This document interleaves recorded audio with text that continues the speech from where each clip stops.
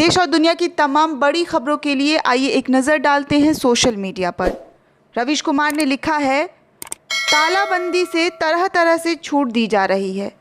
गृह मंत्रालय के दिशा निर्देशों को ठीक से देखें और समझें। अलग अलग जिला प्रशासन रेड, ग्रीन या ऑरेंज जोन के हिसाब से निर्णय ले रहे हैं।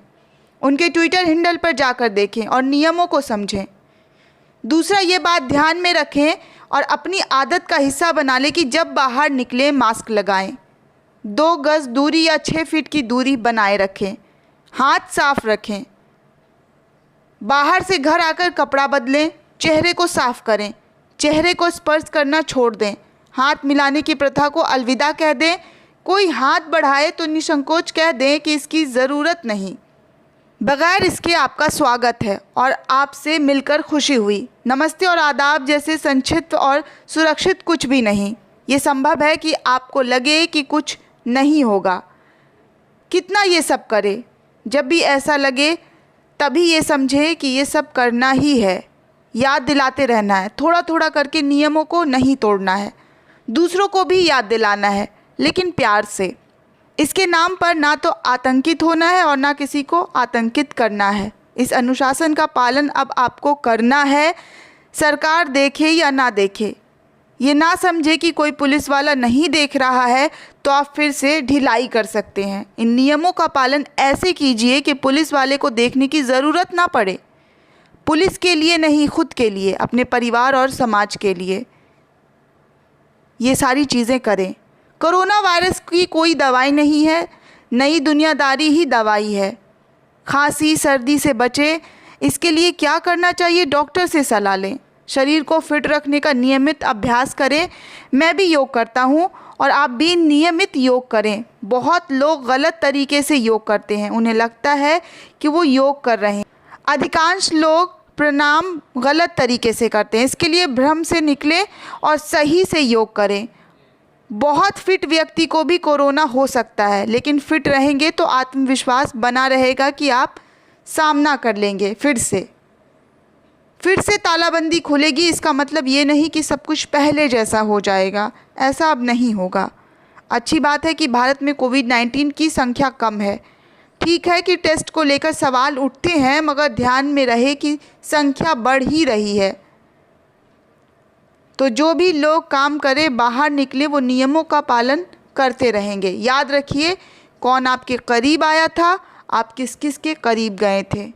अगर ज़रा भी संख्या में तेज़ी आई तो फिर से तालाबंदी के अलावा कोई रास्ता नहीं।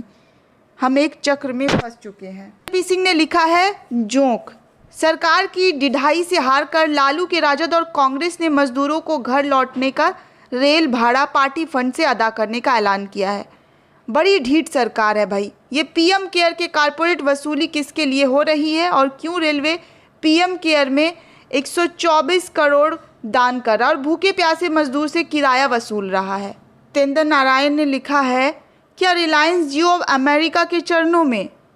मोदी सरकार के दिए छूट से भारत को लूटने वाले रिलायंस जियो का 12.5% शेयर अब अमेरिकी कंपनी सिल्वर लेक खरीदेगी, जबकि लगभग 10% शेयर पहले ही फेसबुक खरीद चुका है। यानी रिलायंस जियो के भारत लूट में से 22% हिस्सा अब अमेरिका के पास जाएगा। मोदी सरकार के कार्यकाल में रिलायंस भी रसातल और देसी भी रसातल हैं, तो फिर लाभ किसे हो रहा है? जो इस सरकार की भक्ति में अब भी कोई कमी नहीं हो रही है।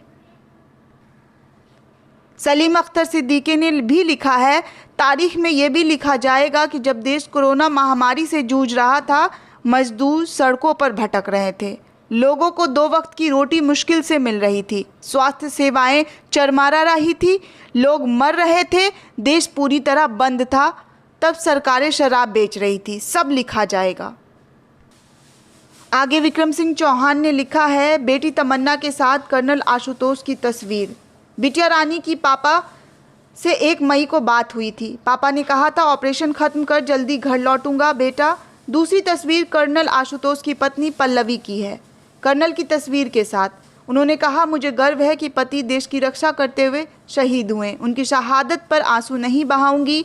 देश के लिए कुर्बान होना सम्मान की बात है, ये उनका फैसला था, इसका पूरा सम्मान करूंगी। पर क्या हमें इस सरकार से सवाल नहीं करना चाहिए कि हमें बॉर्डर पर इतनी क्षति क्यों हो रही है? मोदी शासन में 93% तक बढ़ गई है शहीद होने वाले जवानों की संख्या, लेकिन कोई मोदी सरकार से दमदारी से सवाल नहीं करता। आखिर कब तक आशुतोष और अनुज सूद जैसे वीर हम खोते रहेंगे? कर्नल आशुतोष को नमन, उनके महान परिवार को सलाम। श्याम मीरा सिंह ने लिखा है, एनडीटीवी पर खबर है कि सोनिया गांधी ने घोषणा की है कि प्रवासी मजदूरों के आने जाने पर लगने वाले खर्च का वहन कांग्रेस पार्टी करेगी। सोनिया ने कहा है कि हमने सन 47 में विभाजन के त्रसादी का समय देखा है, जब हजारों मजदूरों कामगारों को भूखे पेट हजारों किलोमीटर पैदल चलने को मजबूर होना पड़ा था। सोनिया ने कहा है कि जब सरकार गुजरात के एक कार्यक्रम भर में खाने पीने और ट्रांसपोर्ट पर 100 करोड़ रुपए खर्च कर सकती है, जब रेल मंत्रालय प्रधानमंत्री कोरोना फंड में 150 करोड़ जमा करवा कर भी सकती है, तो मजदूर के ट्रांसपोर्ट पर खर्चा क्यों नहीं किया जा रहा है? किट की एक रिपोर्ट के अनुसार भिवंडी से उत्तर प्रदेश के गोरखपुर के लिए श्रमिक स्पेशल ट्रेन चलाई गई थी, लेकिन इसमें करीब 90 सीटें खाली रही। किस तरह से अपने घर लौटने को आस में स्टेशन पहुंचे 100 से ज़्यादा मजदूर को वापस लौटना पड़ा। इन मजदूरों के पास टिकट खरीदने के पैसे नहीं थे। टाइम्स ऑफ इंडिया में छपी एक रिपोर्ट के मुताबिक करीब 64% मजदूरों के पास अब 100 रुपये से भी कम पैसे बचे हैं। अखबार ने यह आंकड़ा स्टूडेंट वर्कर एक्शन नेटवर्क यानी कि स्वान नामक एक रिपोर्ट के हवाले से दिया है। इस रिपोर्ट के बनाने में 32 दिन की मेहनत लगी है, जिसमें करीब 16,863 मजदूरों से बात की गई है। अब बात यह है कि रोज़ लाने रोज़ खाने वाले संकट में फंसे हुए बेचारे गरीब जनता पर आपकी पैसेंजर ट्रेनों के टिकट के लिए हज़ार रुपए चुकाने के लिए कहाँ से आए? यदि किसी परिवार में 6-7 सदस्य हुए तो वो तो मर ही जाएगा ना। आप कर्ज में फंसे हुए उद्योगपतियों के पैसे चुका सकते हैं, मजदूरों के क्यों नहीं? क्या इससे देश की आर्थिक में उनका कोई योगदान नहीं है? सरकार क्यों नहीं समझती कि सामान्य वक्त नहीं है? 2 महीने से चवन्नी भर की इनकम नहीं हुई है। जो बचे हुए पैसे रखे हुए थे वो भी चावल रोटी में खर्च हो गया है। अब वो कहाँ से बचा होगा? पैसेंजर ट्रेन टिकट का पैसा देना मिडिल क्लास के लिए मुश्किल हो जाता है। फिर डेली वेंगर्स पर इतना बड़ा भार डालने का क्या मतलब है? बात किसी खास सरकारी की नहीं है, सभी मजदूरों की है, हमारे परिवार की है, हमारे लोगों की है। सोनिया की जगह नरेंद्र मोदी भी ये काम कर रहे होते तो उनके लिए सम्मान बढ़ जाता। सोनिया सरकार में होती तो इतने असंवेदनशीलता के साथ बर्ताव कर रही होती तो उनसे भी इसी टोन में सवाल किया जाता। आप सरकार समर्थन में हैं तो रहिए, अगली बार भी उन्हें ही वोट करिए, लेकिन कम से कम इस वक्त तो अपने लिए बोल लीजिए। नेता और मजदूरों में तो कुछ तो फ़र्क करिए। जनता ही रेलगाड़ियों में आने जाने के पैसे दे, जनता ही टेस्टिंग के पैसे दे, जनता ही टैक्स दे, जनता ही खाने पीने के टेंट लगाए, जनता ही फंड में पैसे दे, जनता ही सैलरी कटवाए। फिर प्रधानमंत्री केयर फंड क्यों बनी? क्या बत्ती बनाने के लिए बनाया गया है?